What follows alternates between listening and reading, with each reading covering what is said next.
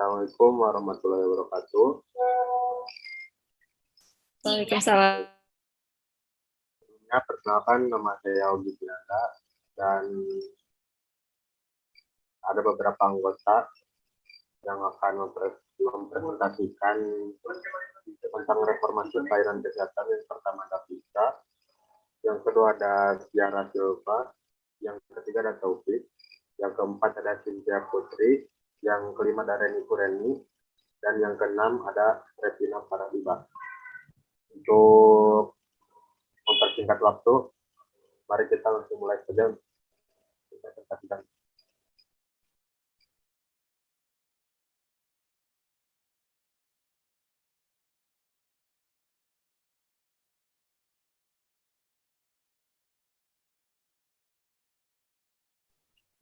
Baik, untuk materi yang pertama atau studi yang pertama akan dibagikan oleh Ren.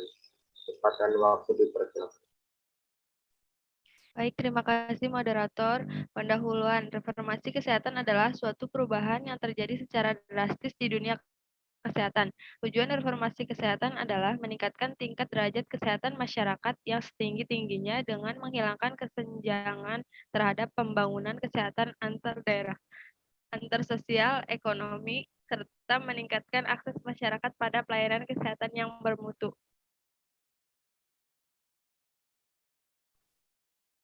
Terima kasih saudara Reni. Untuk slide selanjutnya akan dibacakan oleh saudara Cynthia. Ya, di sini ada upaya reformasi kesehatan.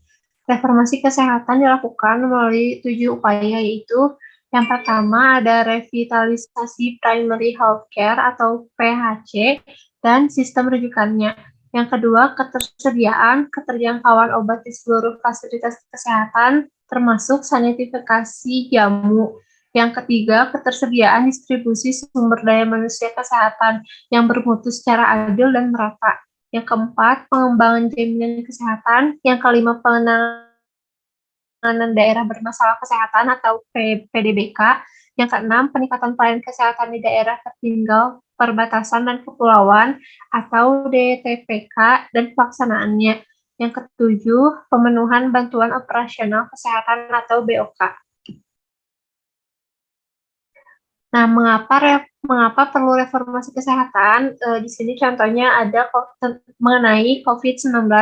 Pembelajaran penanganan pandemi COVID-19 menunjukkan lemahnya sistem kesehatan nasional, khususnya pada sistem keamanan dan ketahanan kesehatan atau health security and resilience.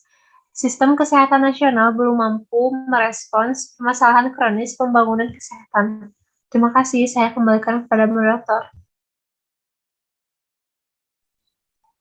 Baik, terima kasih. Untuk slide selanjutnya akan dibacakan oleh saudara Revina. Baik, selanjutnya ada ketahanan kesehatan dan pengendalian penyakit. Pada masa pandemi COVID-19, ketahanan kesehatan dan pengendalian penyakit di Indonesia masih lemah. Pengendalian pandemi belum disertai surveillance yang cepat dan handal, serta kapasitas testing dan tracing yang masih rendah karena kapasitas sumber daya manusia dan jejaring laboratorium surveillance terbatas, serta manajemen data yang lemah dari Bappenas 2021. Temuan penting dari JEE 2017 menunjukkan koordinasi lintas sektor merupakan titik lemah dalam mencegah, mendeteksi, dan menanggapi keadaan darurat kesehatan masyarakat. Dari Kemenkes 2019, dalam aspek pengendalian penyakit, selain peningkatan penyakit tidak menular, Indonesia masih harus menghadapi penyakit menular dan masih ditemukan penyakit tropis terabaikan. Dari Gani dan Budi Harsa 2019. Saya kembalikan kepada moderator.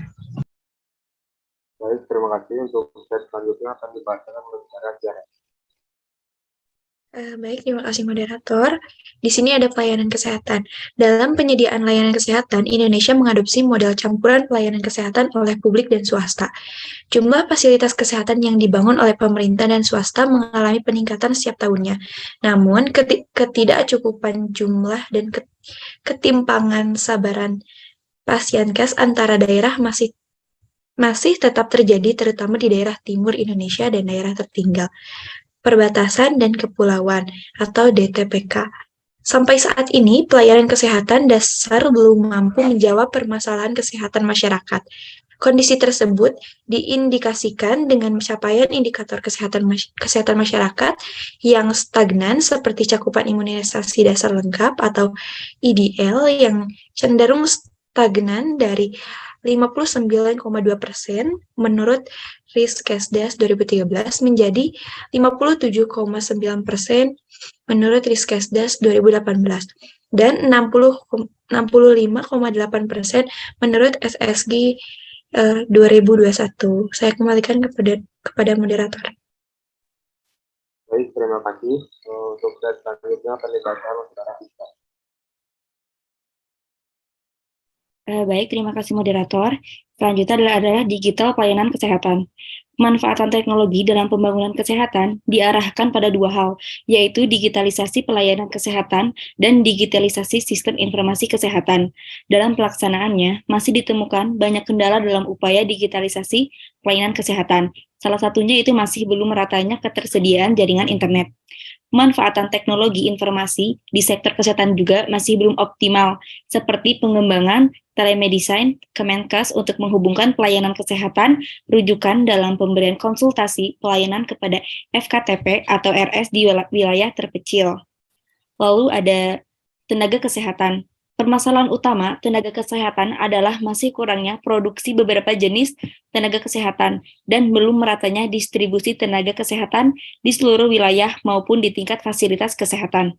Jumlah lulusan mahasiswa di bidang ilmu kesehatan yang rata-rata mencapai 238.861 ribu. Lulusan tiap tahun masih belum mampu menjawab kebutuhan di beberapa jenis tenaga kesehatan. Terima kasih, saya kembalikan ke moderator.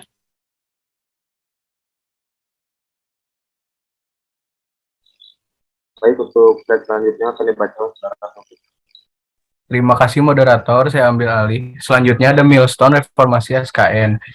Pelaksanaan reformasi SKN dimulai pada tahun 2021 dan akan dievaluasi pada tahun 2024, selaras dengan periode RPJMN 2020 sampai 2024 secara umum. Milestone reformasi SKN juga berkaitan dengan pengembangan atau inovasi berbagai sistem dalam pelaksanaan program yang mendukung pencapaian target 21. Fokus tahapan terutama pada pementaatan kebutuhan regulasi, penguatan kelembagaan, dan identifikasi peruntukan anggaran, terutama pada intervensi yang membutuhkan regulasi atau kelembagaan spesifik.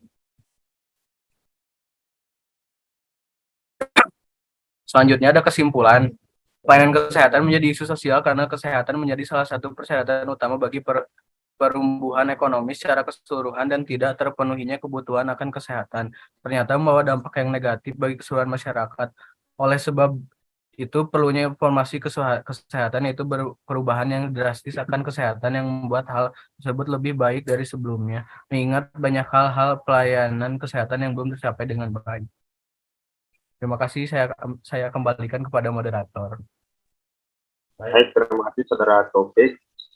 Mungkin cukup sekian dari yang kelompok kami sampaikan, kurang lebihnya mohon dimaafkan, sampai ketemu di diskusi selanjutnya.